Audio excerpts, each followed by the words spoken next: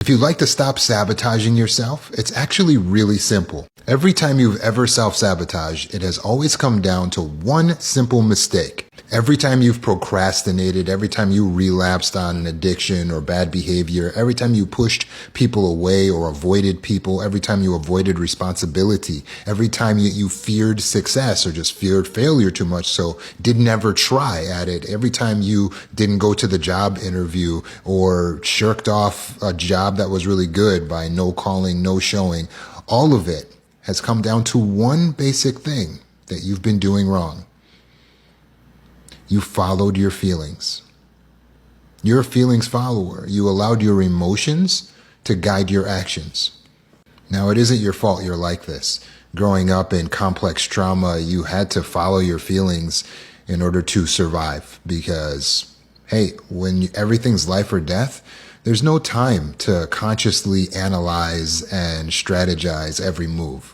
So your dominant program is follow your feelings, or be afraid, be afraid, be afraid, because the neural pathways have already been wired in such a way from childhood in the brain's development of follow the feelings and be very afraid. Although that's not your fault, it is your responsibility to change it. The great news about us as humans is we have neuroplasticity, which means we can change our brain, even though our brains may have been damaged by trauma. So all you have to do to stop self-sabotaging is to be a success-driven person, a purpose-driven person, a goal-oriented person, rather than a feelings follower. So stop following the feelings and start following the path of success. What does that mean exactly?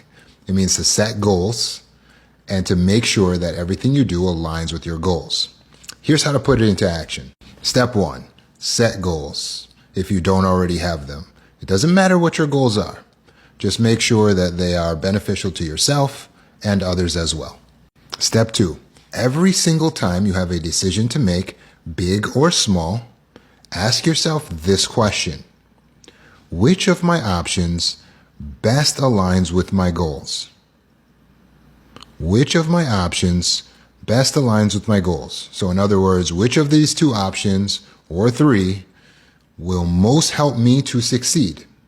In this way, now you are being a more success-driven, goal-oriented person. Step number 3, choose the option that most aligns with your goals, that will help you to achieve your goals more so than the other options, and then do it. Follow through. Take the action of that option, despite the way you feel. So even though you might not feel like doing the option because you're feeling too sad, or too lazy, or too anxious, or you're scared, you're too fearful, you do it anyway. You always do what is beneficial to the self and others to be successful and accomplish your goals. You can save this video and play it back when you forget what you're supposed to be doing, but understand that if you do this every decision, at least every time you can remember to do it, you will create repetition. The repetition will help to reform a new neural pathway. And as you abandon the old way of doing things, the old neural pathway will close up and you will have a new brain, a new personality, a new way of thinking and acting.